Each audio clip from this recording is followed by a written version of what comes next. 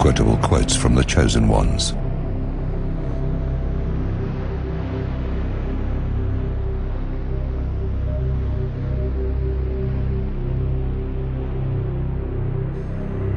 There is a huge gap between us Jews and our enemies, not just in ability, but in morality, culture, sanctity of life, and conscience.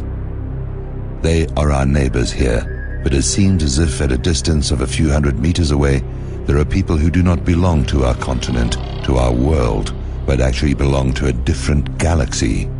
Israeli President Moshe Katsav, The Jerusalem Post, May the 10th, 2001.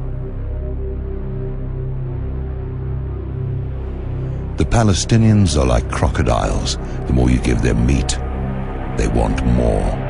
Ehud Barak, Prime Minister of Israel at the time, August 28, 2000, reported in the Jerusalem Post, August 30, 2000. The Palestinians are beasts, walking on two legs. Menachem Begin, speech to the Knesset, quoted in Amnon Kapeliuk. New Statesman, 25th of June 1982.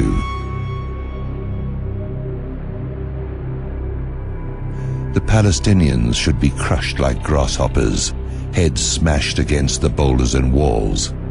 Israeli Prime Minister at the time, in a speech to Jewish settlers, New York Times, April 1st, 1988.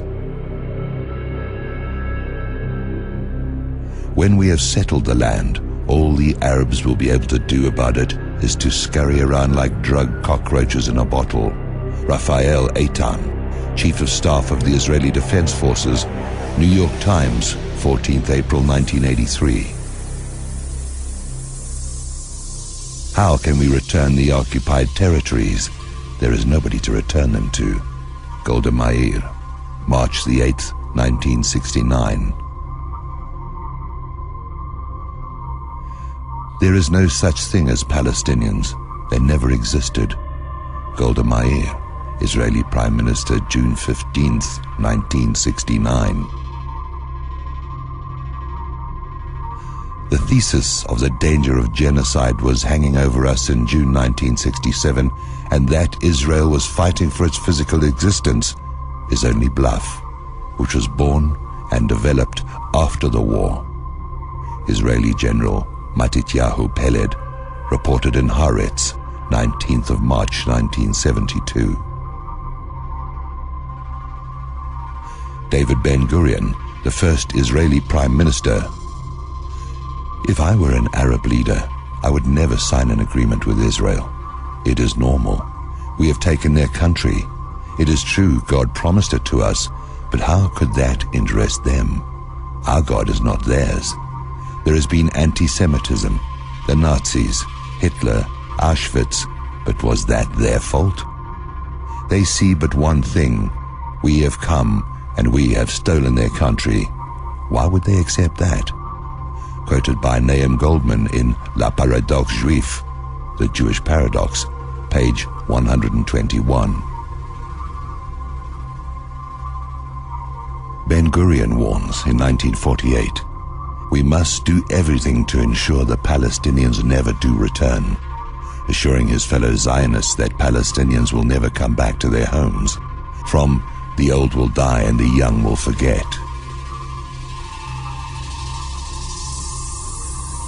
We have to kill all the Palestinians unless they are resigned to live here as slaves. Chairman Heilbrunn of the Committee for the Re-election of General Shlomo Lahat, the mayor of Tel Aviv, October 1983. Every time we do something, you tell me America will do this and will do that. I want to tell you something very clear. Don't worry about the American pressure on Israel. We, the Jewish people, control America, and the Americans know it. Israeli Prime Minister Ariel Sharon, October the 3rd, 2001, to Shimon Peres, as reported on Kol Yisrael Radio. We declare openly that the Arabs have no right to settle on even 1 centimeter of Eretz Israel. Force is all they do or ever will understand. We shall use the ultimate force until the Palestinians come crawling to us on all fours. Raphael Eitan, Chief of Staff of the Israeli Defense Forces. Gad Becker, Yediot Achronot, 13 April 1983, and the New York Times, 14 April 1983. We must do everything to ensure that they never do return. David Ben-Gurion in his diary, 18th July 1948, quoted in Michael Bar Zohar's Ben-Gurion, The Armed Prophet, Prentice Hall, 1967, page 157. We should prepare to go over to the offensive with the aim of smashing Lebanon, Transjordan, and Syria. The weak point in the Arab coalition is Lebanon, for the Muslim regime is artificial and easy to undermine. A Christian state should be established. When we smash the Arab Legion's strength in Bom Amman, we will eliminate Transjordan too, and then Syria will fall. If Egypt still dares to fight on, we shall bomb Port Said, Alexandria, and Cairo. David Ben-Gurion, May 1948, to the General Staff, from Ben-Gurion, a biography by Michael Ben Zohar, Delacorte, New York, 1978.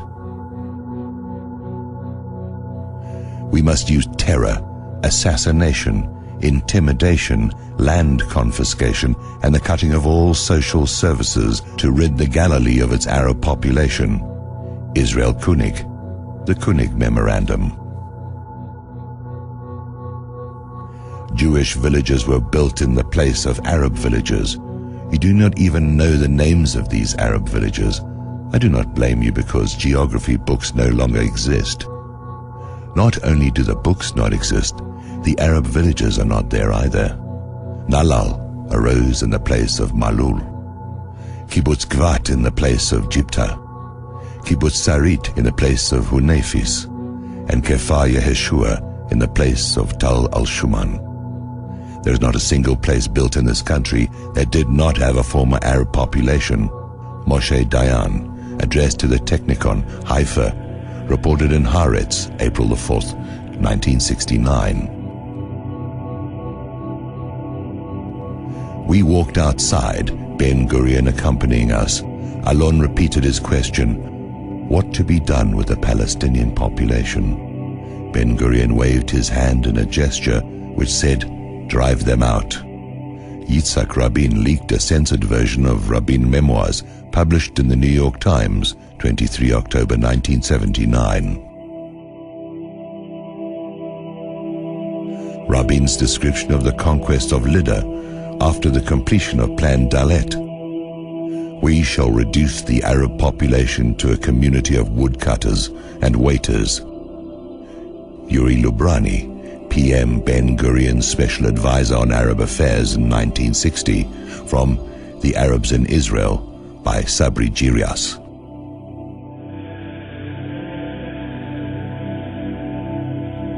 There are some of us who believe that the non-Jewish population, even a high percentage within our borders, will be more effectively under our surveillance, and there are some who believe the contrary. For example, that it is easier to carry out surveillance over the activities of a neighbor than those over a tenant, tend to support the latter view and have an additional argument, the need to sustain the character of the state, which will henceforth be Jewish, with a non-Jewish minority limited to 15%. Joseph Weitz, head of the Jewish Agency's Colonization Department, from Israel, an Apartheid State by Yuri Davis, page 5. Everybody has to move, run, and grab as many hilltops as they can to enlarge the settlements, because everything we take now will stay ours. Everything we don't grab will go to them. Ariel Sharon, Israeli Foreign Minister, addressing a meeting of militants from the extreme right-wing Tzomet Party. Agence France Presse, November the 15th, 1998. It is the duty of Israeli leaders to explain to public opinion clearly and courageously a certain number of facts that are forgotten with time. The first of these is that there is no Zionism, colonization, or Jewish state without the eviction of the Arabs and the expropriation of their lands. Yoram Bar Porath, Yediat Achronot of 14 July 1972. Spirit the penniless population across the frontier by denying it employment. Both the process of expropriation and the removal of the poor must be carried out discreetly and circumspectly. Theodor Herzl, founder of the World Zionist Organization, speaking of the Arabs of Palestine, Complete Diaries, June 12, 1985 entry. 1 million Arabs are not worth a single Jewish fingernail. Rabbi Yaakov Perrin, February the 27th, 1994. We Jews are the destroyers and will remain the destroyers. Nothing you can do will meet our demands and needs. We will forever destroy because we want a world of our own. You Gentiles, by Jewish author Maurice Samuels, page 155. We will have a world government whether you like it or not. The only question is whether that government will be achieved by conquest or consent. Jewish banker Paul Warburg, February the 17th, 1950, as he testified before the U.S. Senate.